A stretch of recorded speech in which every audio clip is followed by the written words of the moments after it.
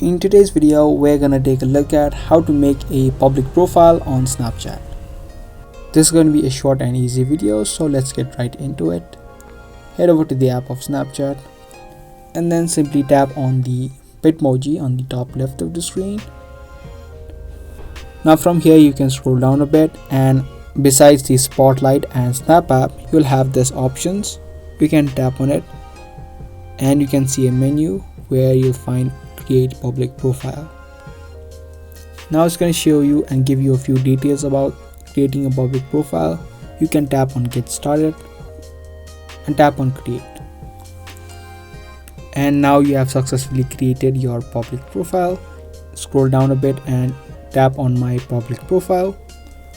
Now from here you can add and create in spotlights and then increase your subscribers. If you don't know what spotlights are, these are short form videos such like reels or YouTube shorts. You can easily add in these videos after you create your public profile. If this video helped you out, then give this video a thumbs up and also subscribe to our channel.